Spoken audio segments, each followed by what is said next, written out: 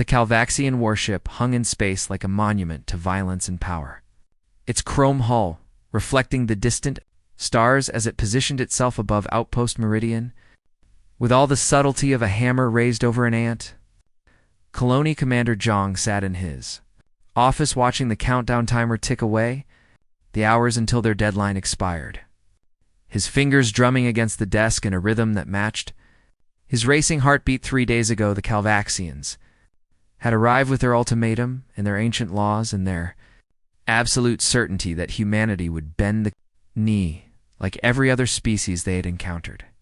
In their conquest of 47 star systems, the message had been clear and direct.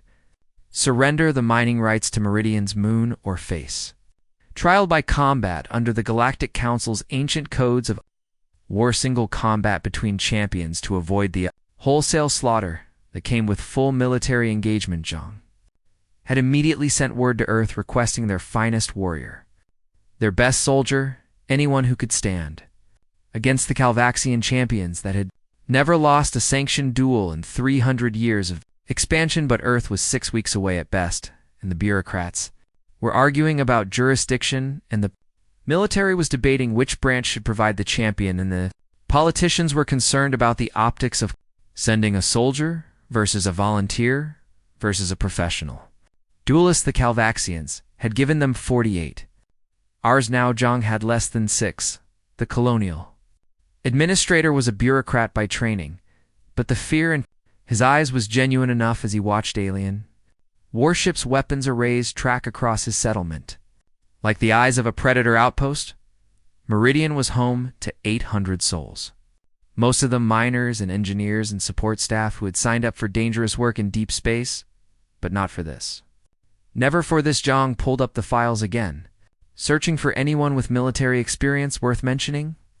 Retired Marine who was 73 and missing, a Leg A security officer who had flunked out of basic training, a teenager who played a lot of combat sims and genuinely seemed to think that qualified him. The situation was beyond desperate, and Zhang could feel the weight of 800 lives pressing down on his shoulders like a physical burden. That was when his assistant knocked and entered without waiting for permission. "Sir, there's someone here to see you about the champion." Situation. Zhang looked up with hope flickering in his chest like a candle in a hurricane. "Did Earth finally send someone?" "No, sir, it's His assistant paused and checked his data pad as if confirming what he was about to say. "It's Mac Reeves from the civilian contractor bay." Zhang blinked. Mackenzie Reeves was the mechanic who had been stuck on Meridian for 3 months, waiting for replacement parts for her ship. A woman who spent her days elbow-deep in engine grease and her nights complaining loudly in the cantina about supply chain incompetence sent her in.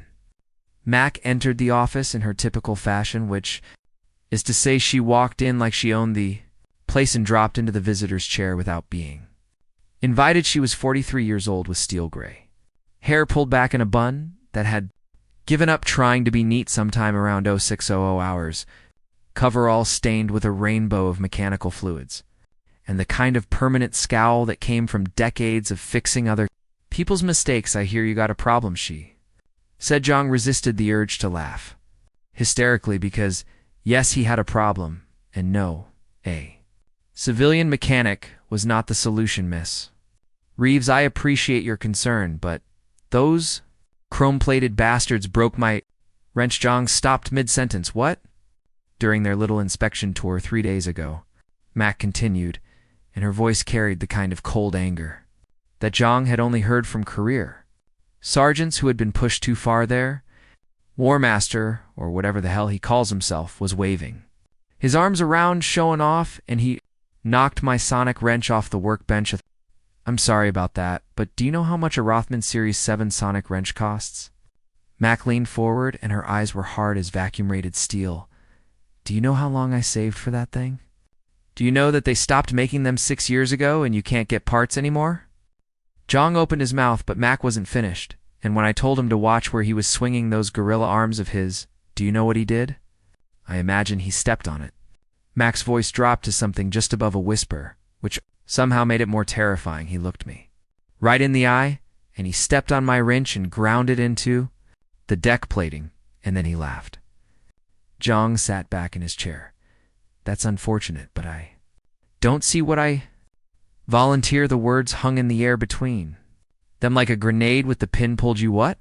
I volunteer to be your champion, Max said, and she crossed her arms over her chest. I want to fight those arrogant metal-worshipping sons of bitches, and I want to make that War Master eat my backup wrench. Zhang stared at her. Miss Reeves, you're a civilian mechanic, not a soldier, so they're sending 3 champions who have trained their entire lives for combat, who have genetic enhancements and cybernetic upgrades and psionic abilities, and you fix ships for a living? Mac shrugged. I've been fixing ships in the most dangerous environments humanity can find for 25 years. She said, I've worked in 0G during solar flares.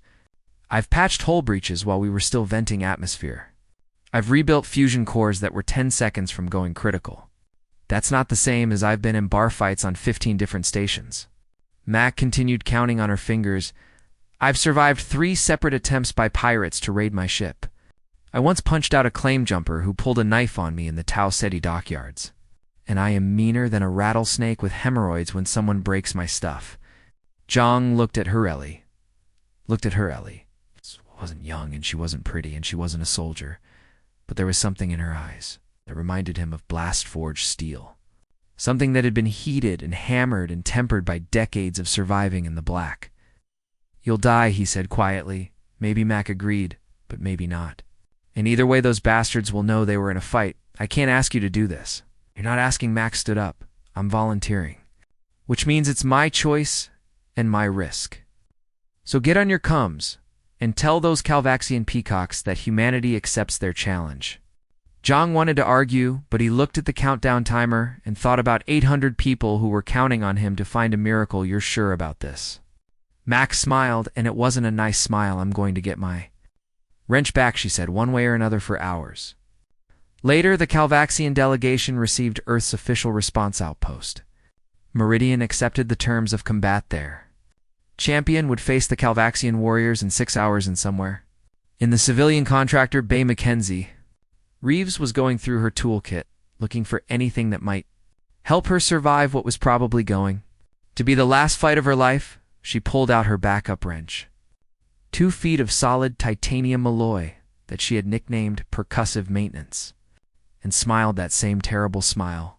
All right, you chrome-loving bastards, she said to the empty bay.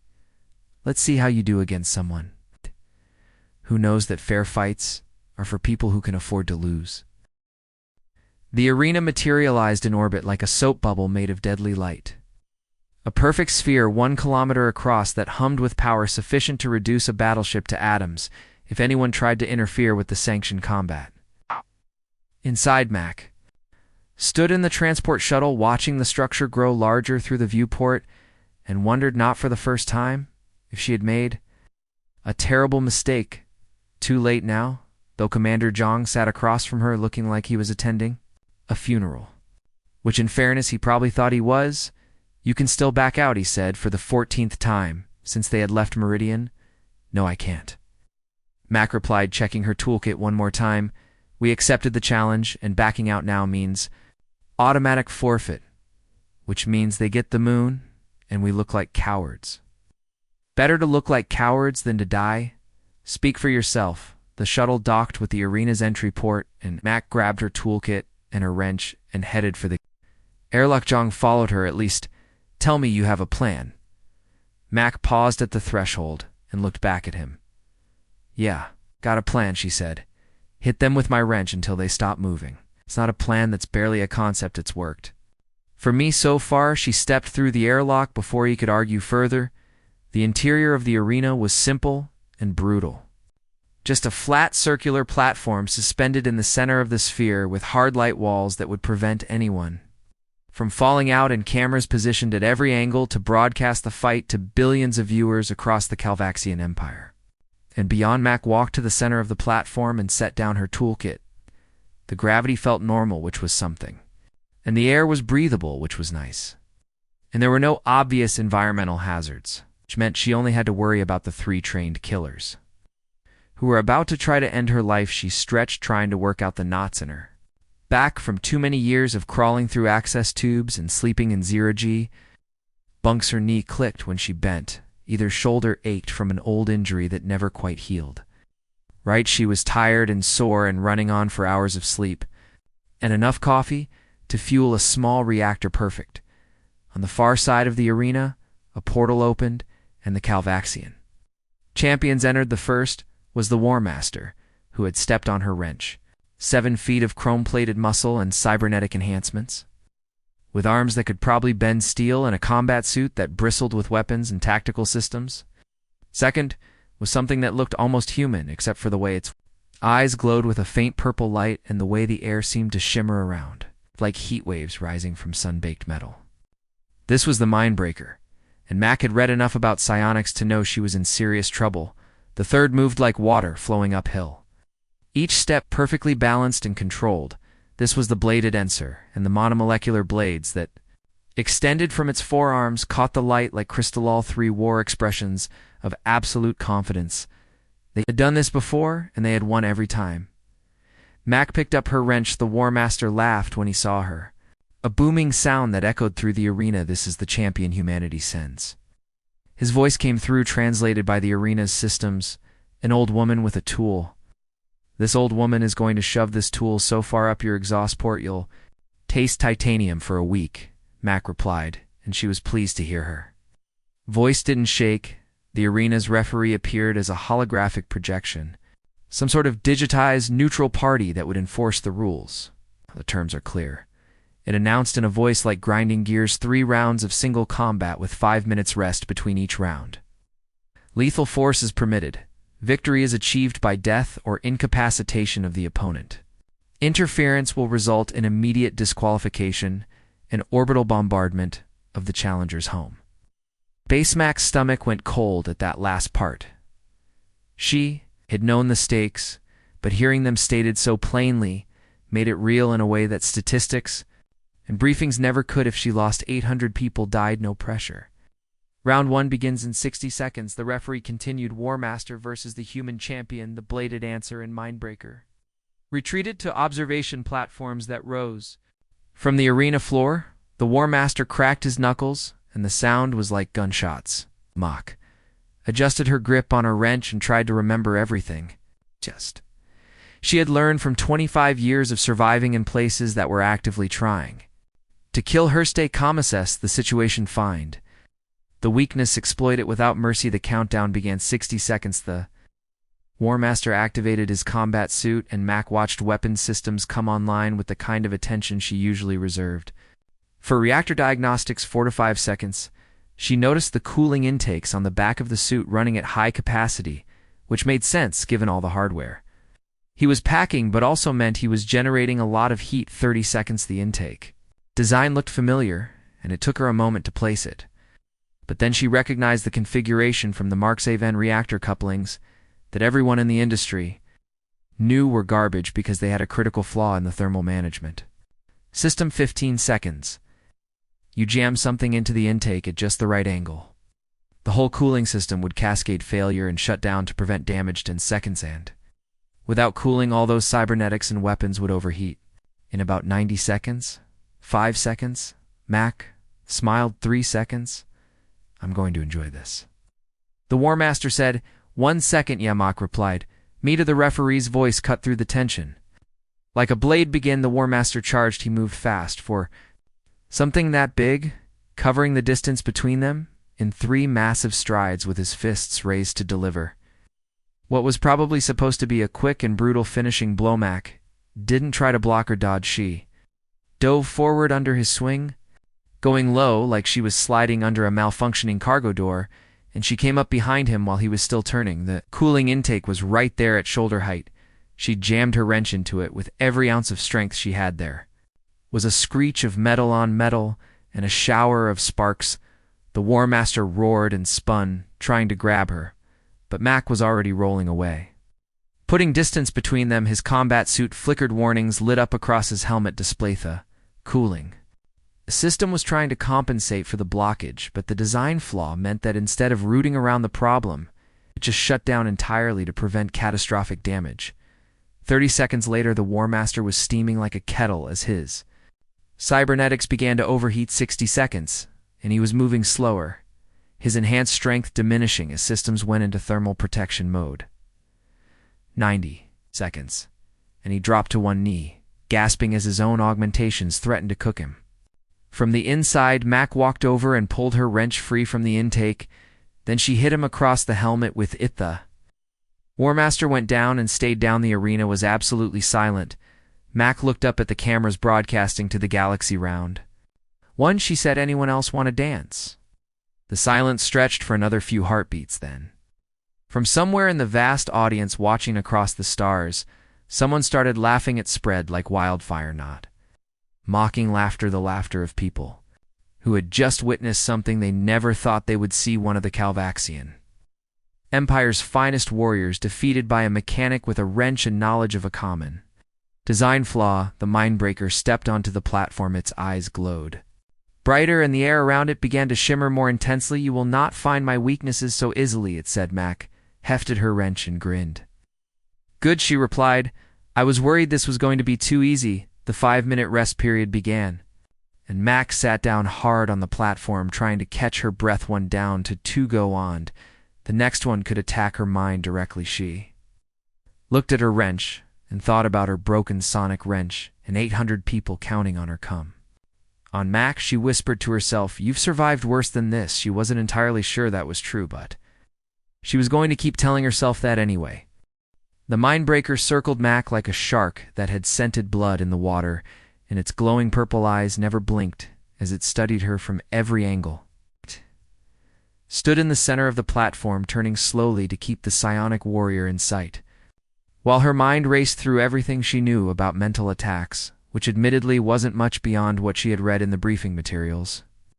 Commander Zhang had given her most species that faced a Mindbreaker reported overwhelming fear, followed by paralysis, followed by unconsciousness, as their minds simply shut down under the psychic assault. Few who had resisted described it like drowning in your own worst memories.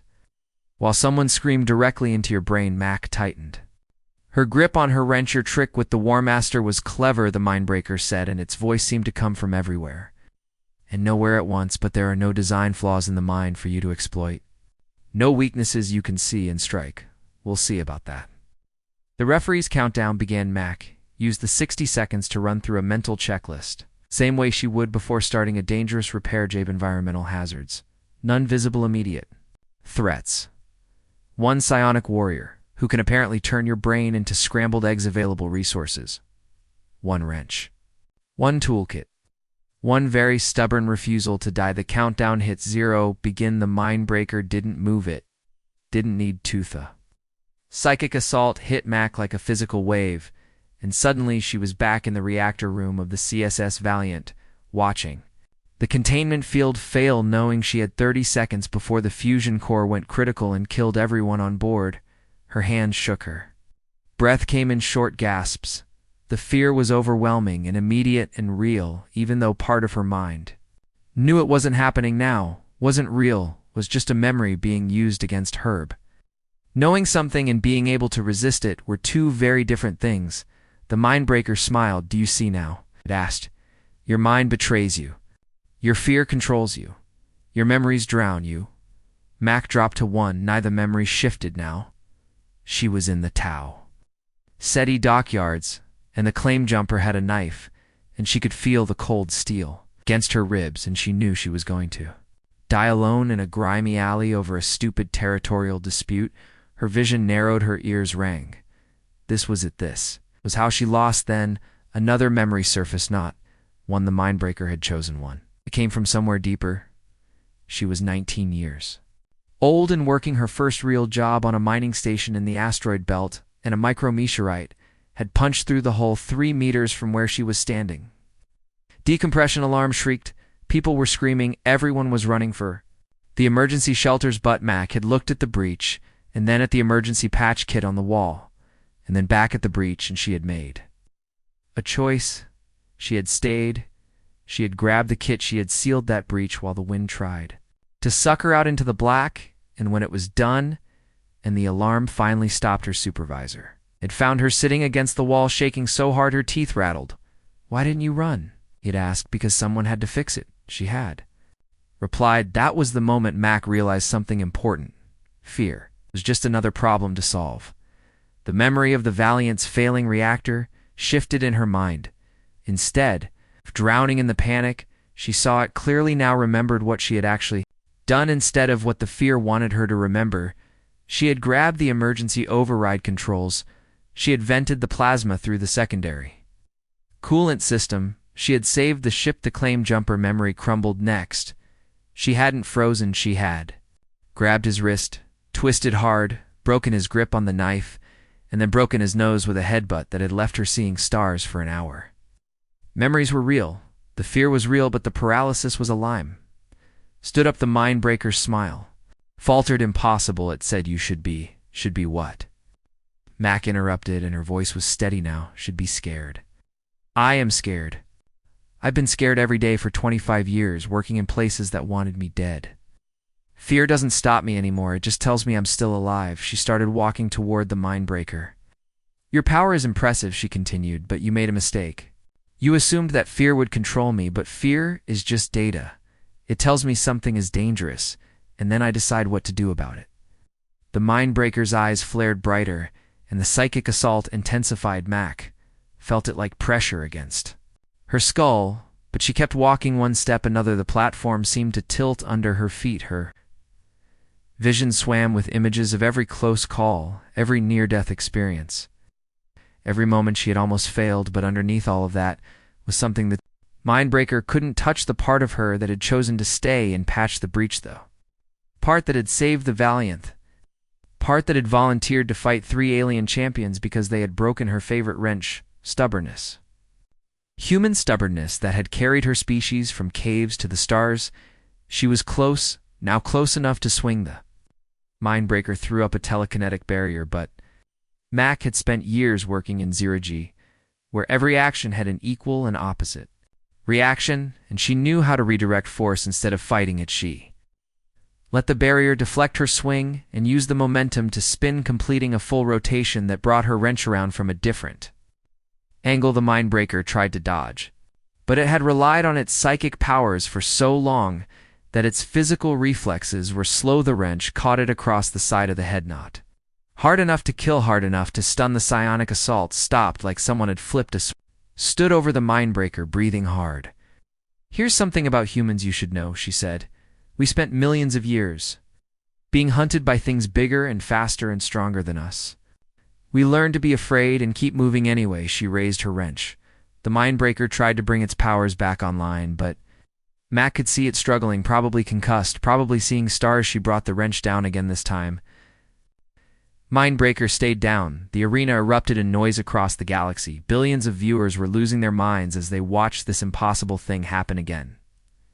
Walked back to her toolkit and sat down heavily. Her head was pounding, her hands were shaking from adrenaline, but she was alive to down the Bladanza stepped onto the platform, and for the first time, Max saw something other than confidence in a Calvaxian champion's expression. She saw wariness, maybe even a hint of respect. "You fight without honor," the bladed dancer said. "I fight to win," Mac replied. "That is not the way of a true warrior," Mac laughed, and it was a harsh sound. "I'm not a warrior," she said. "I'm a mechanic who fixes things when they break. And right now, the thing that's broken is the assumption that you bastards are unbeatable." The bladed dancer drew itself up to its full height. "I have trained in 10,000 forms of combat," it said. "I have studied the blade since I was old enough to hold one. I have defeated opponents from 100 species. Good for you. You cannot defeat me with crude tricks and tools." Max stood and picked up her wrench again. "Maybe not," she agreed, "but I'm going to try anyway because that's what humans do. We try impossible things, and sometimes we pull them off, and even when we don't, we make sure everyone remembers we were here." The bladed dancer nodded slowly. "Then let us begin," it said, "and may the worthiest survive." "Yeah," Mac replied. "Let's get this over with so I can finally get some sleep." The 5-minute rest period ended. Final round was about to begin. Mac looked at her wrench and thought about everything she had survived to get here, all the close calls, all The Nirma Cecil, the times she had stared death in the face and told it to wait while she finished the job. She smiled. The Aldedancer was faster and stronger and trained in 10,000 forms of combat. But Mac had something the Bladed Dancer didn't. Had absolutely nothing to lose and everything to prove. The countdown began. Final round, win or die, Mac decided. She was going to do everything possible to make sure it was the former. The countdown hit 0, and the Blade Dancer moved. Was beautiful in the way that a fusion reactor breach was beautiful right before it killed you. All flowing motion and perfect balance as it crossed the distance between them faster than Mac would have thought possible. The monomolecular blades extending from its forearms caught the light, and Mac knew that those edges could slice through her coveralls and skin and bone. Like they weren't even there.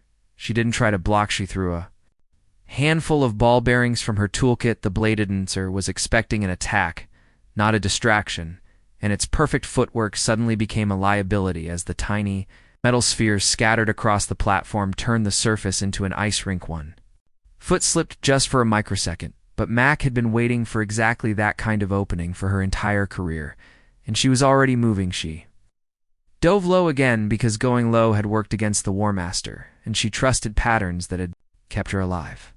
Sliding past the Bladed Dancer's recovery strike so close she felt the displaced air against her face, her wrench caught the warrior behind the knee as she passed.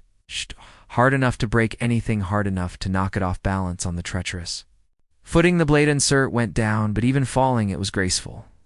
Rolling with the momentum and coming up in a defensive stance with those deadly blades held ready, Mac scrambled to her feet and put distance between them. Round one to her, but barely. The Bladed Dancer looked at the ball bearings scattered across the platform and then at Mac. Clever, it said, but tricks will only work once.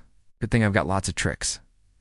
She pulled a small cylinder from her toolkit. The Bladed Dancer tensed. Mac twisted the cap and dropped it. Lubricant designed for high pressure hydraulic systems sprayed across the platform in a wide fan pattern.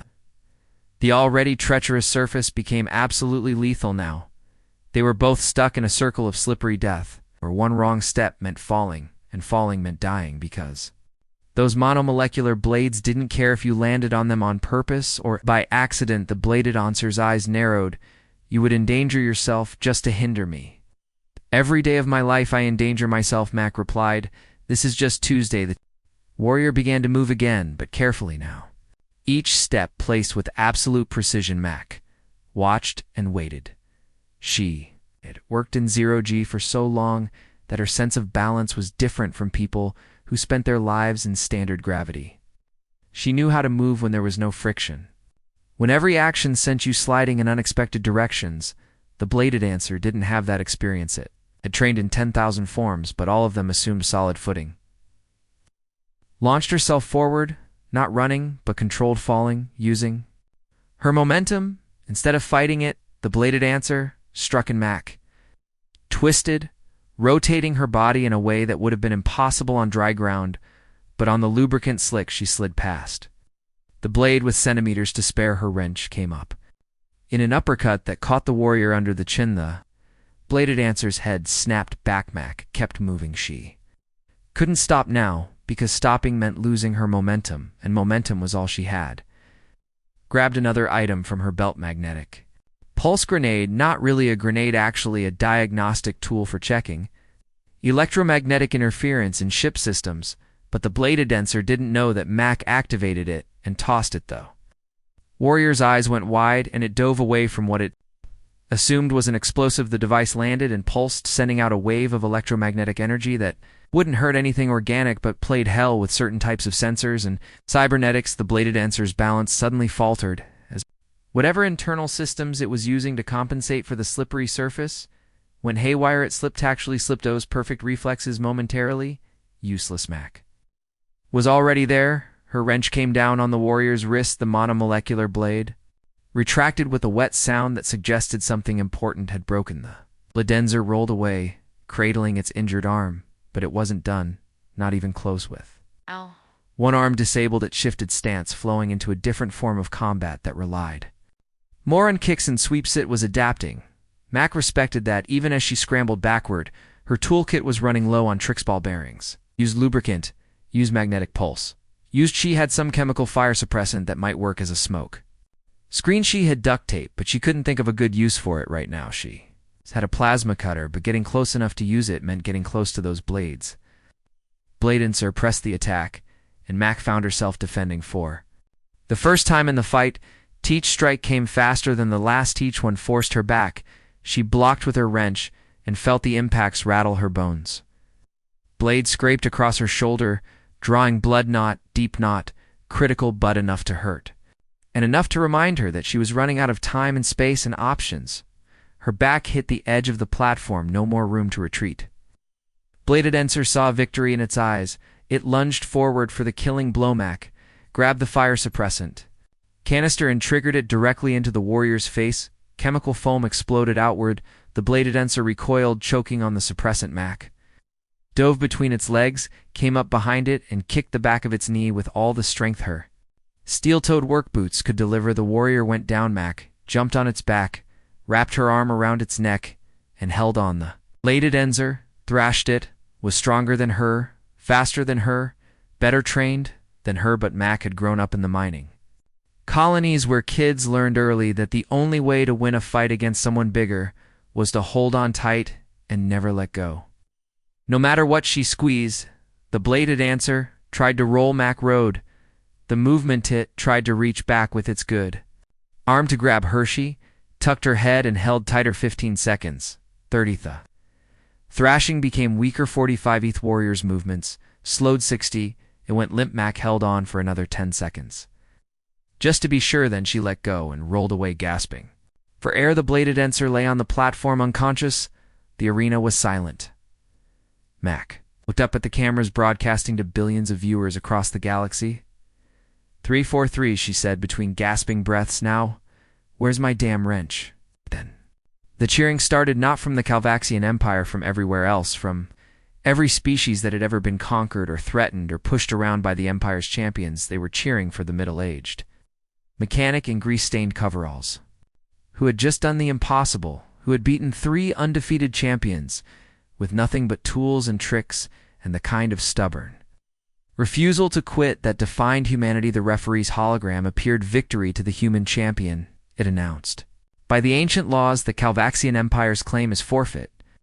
On the observation platform, the Calvaxian Emperor looked like he had swallowed something sour. Mac stood on, shaking legs. Her shoulder hurt where the blade had cut her. Her head was pounding from the psionic assault. Her knuckles were bruised from hitting armored opponents with a titanium wrench. She was exhausted and in pain and running on nothing but adrenaline and spite. She had never felt better in her life. Commander Zhang appeared on her come, looking like he couldn't decide whether to laugh or cry. Mac, you did it, yeah? She replied. I noticed you just beat 3 Calvaxian champions. Yep, how are you so calm? Mac looked at her wrench, and then at the 3 unconscious warriors on the platform. Zhang, I've been working on starships for 25 years. She said, every single day something tries to kill me, whether it's radiation or decompression or faulty equipment or just bad luck. Beating up 3 alien warriors is just another day at the office. She paused. A really weird day at the office, but still the transport shuttle was already on its way to pick her up. Mac gathered her toolkit, making sure she had all her tools. She was particular about her tools. The arena started to power down. Its purpose served its verdict. Rendered. Mac took one last look around. Somewhere out there, 800 people on Outpost Meridian were probably celebrating. Somewhere out there, billions of beings across the galaxy were reassessing everything they thought they knew about humanity. But all Mac could think about was getting back to her quarters and sleeping for about 16 hours. And maybe after that she would have that beer. She had earned it. 3 weeks after the fight that shook the galaxy, Mackenzie Reeves was back in the contractor bay of Outpost Meridian with her hands buried in the guts of a cargo hauler's engine, trying to figure out why the plasma injectors kept misfiring. Life had returned to something resembling normal, or at least what passed for normal when you had become the most famous human in known space, despite really not wanting to. Beatty Calvaxian Empire had withdrawn their claim to Meridian's moon as required by the ancient laws they themselves had proposed and enforced for 300 years. They had done it quietly, without fanfare or announcement, but the galaxy noticed anyway.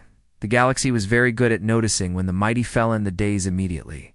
Following the fight, MaxCom had exploded with interview quests and sponsorship offers and messages from military recruiters from a dozen different human colonies. She had ignored all of them. Well, most of them, she had responded to one message.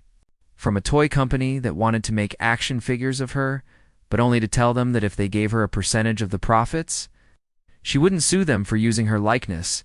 They had agreed surprisingly quickly. The action figure was apparently selling very well. Commander Zhang knocked on the hull plating to announce his presence before entering the bay. Had learned after the first time that sneaking up on Mac while she was working was a good way to get hit with whatever tool she was. "Holding got a minute?" he asked. "Depends," Mac replied without looking up from the engine. "Are you here to tell me my parts finally arrived, or are you here with more bad news?" "Neither, actually." Zhang held up a small package. "This came for you." On the supply shuttle, Mac straightened up, wiping her hands on a rag that was already so dirty it probably made things worse. Took the package. It was addressed to her in formal script with the seal of the Calvaxian Empire stamped in chrome-colored. "Wax, that's not ominous at all," she said. "You going to open it?" "I'm considering throwing it in the recycler. It might be important." Max sighed and broke the seal inside. It was a small card and wrapped in protective foam. Her sonic wrenched the one that War Master had stepped on and broken, except it wasn't broken anymore. It had been repaired, not just repaired, restored. Recomponent had been replaced with parts that Mac recognized as being significantly more expensive than the originals of the power. Cell was military grade. The sonic emitter had been upgraded to a model that was only available to Calvaxian engineering cores. Someone taken her broken wrench and turned it into something that probably cost more than her entire toolkit combined. Card was simple, with apologies for the discourtesy shown to a worthy opponent. Junior Officer Thax Max stared at the wrench, then at the card, then back at the wrench. "Huh," she said. "What does it say?" Zhang asked. Mac handed him the card. "Apparently, even the Calvaxians can admit when they screwed up," she said. "Testing the wrench's weight and balance probably kills them to do it, but they can do it." Zhang read the card and smiled. "I think this might be the first time in recorded history that the Empire has apologized for anything good." Max set the wrench carefully on her workbench. "Maybe next time they'll think twice before breaking someone's stuff." She went back to work on the plasma injectors, but Zhang didn't leave after a minute of silence. She looked back at him. "Was there something else?" "I got another message for you," he said. "This one from Earth Command." Mac groaned. "If they want me to do recruitment vids, the answer is no. It's not recruitment." Zhang pulled up a data pad. "They want you to help develop a new training program." "Training for what?" "They're calling it Applied Problem Solving Under Extreme Conditions." Zhang read from the datapad. "Basically, they want you to teach people to think like you do, like a mechanic. Like someone who can assess a situation, identify weaknesses, and exploit them using whatever resources are available, regardless of how unconventional the approach might be." Mac thought about that. "They want me to teach soldiers to fight." "Dirty, they want you to teach soldiers to fight smart." Zhang corrected. "There's a difference, is there? You tell me. You're the one who beat 3 undefeated champions with a wrench and some spare parts." Mac picked up a socket wrench and went back to the plasma injectors. "Tell them I'll think about it," she said. "That's not a no. It's not a yes either. I've got work to finish here, and then I need to get my ship fixed so I can finally leave this rock." Zhang noted. He had expected that answer, but as he turned to leave, Mac spoke again. "Zhang, yeah. What happened to the 3 champions?" Zhang paused. "Survived, if that's what you're asking," he said. "The War Master needed some repairs to his cooling system. The Mindbreaker had a concussion, and the Bladed Answer had to have its wrist rebuilt. But they're all alive." "Good? Why good?" Mac shrugged. "Because I didn't want to kill them," she said. "I just wanted to win." "There's a difference." After Zhang left, Mac worked in silence for another hour until she finally isolated the problem with the plasma injector's faulty sensor calibration ease. Fixed once you knew what to look for, she made the adjustment, tested the system, and listened to the engine purr. To life with the kind of satisfaction that only came from solving a problem that had been frustrating you for days. Then she sat down on an equipment crate and pulled out her phone. The messages were still piling up. Interview requests, sponsorship offers, fawn. Mail from people she had never met, who wanted her to know that watching her fight had inspired them. She scrolled past all of them until she found the one from Earth Command, read it carefully then. She composed a response: "I'll help with your training. Program on 3 conditions. First, you pay me what I'm worth, not what you think a civilian contractor should get. Second, I do this on my schedule between repair jobs, not yours. Third, you understand that what I do isn't a fighting style or a technique. It's a mindset, and mindsets can't be taught, they can only be encouraged." She hit send before she could second guess. Herself then, she opened another message. This one was from her sister back on Earth, who had apparently seen the recordings of the fight and wanted to know why. Mac had never mentioned she could fight like that. Mac smiled and composed a reply: "I didn't fight like anything, I just fixed a problem using the tools I had available. Same thing I've been doing my whole life. Love you too. Yes, I'm eating enough. No, I don't need you to worry about me." The cum chimed almost immediately. Earth Command had accepted her conditions training. Program would start in 6 months. She could work remotely. Generous compensation package attached. Mac set down the cum and looked around the contractor bay. This place had been her prison for 3 months while she waited for parts, but it had also been the place where she had made a choice. That changed everything, not just for her, for humanity's place in the galaxy. Every species out there now knew that humans were not to be underestimated, that they would fight with whatever they had. They would win by being smarter and meaner and more stubborn than anyone expected, and that knowledge would change the way humanity was treated in every negotiation, every trade deal, every interaction with the wider galaxy, not because they were feared but because they were respected. Mac picked up her restored sonic wrench and tested it. The sound it made was perfect, pure and clear and powerful. She smiled. Thanks, she said to the empty bay.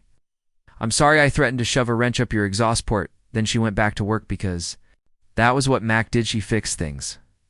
Sometimes those things were starship engines, sometimes they were diplomatic situations, sometimes they were assumptions about human capabilities. But at the end of the day, it was all the same: identify the problem, the solution, get the job done. 3 days later, a new supply shuttle arrived with the parts Mac had been waiting for. She'd spent 2 weeks rebuilding her ship's navigation system. On the day she finally finished, Commander Zhang came to see her off. "You sure you don't want to stay?" "Yes, Meridian could use someone with your skills. Meridian will be fine," Mac replied, running through her pre-flight checklist. "Besides, there are broken ships all over the galaxy that need fixing, and if someone else challenges humanity to trial by combat, then I'm sure you'll find another angry mechanic with a wrench." Mac grinned. Everywhere Zhang laughed. "Good luck out there, Mac." "Thanks, Zhang. Try not to start any more wars while I'm gone. I'll do my best." Mac's ship lifted off from Meridian's landing pad and climbed toward the stars. She cleared the atmosphere. She set her course for the next repair job on the next station in the next system behind her outpost. Meridian fell away into the black ahead of her. The galaxy waited, full of broken things, full challenges, full of opportunities to prove once again that humanity's greatest strength wasn't technology or weapons or even courage. It was the ability to look at any problem, no matter how impossible, and say, "I can fix that." Mac engaged the jump drive. Her ship disappeared into faster than lightened. Somewhere in the cargo bay, secured carefully in a custom-made case, was a chrome-plated wrench, a gift from an enemy who had learned to respect the human capacity for innovation, a reminder that sometimes the best weapon wasn't a weapon at all. Sometimes it was just a really good tool in the knowledge of how to use it. Galaxy had learned that lesson the hard way.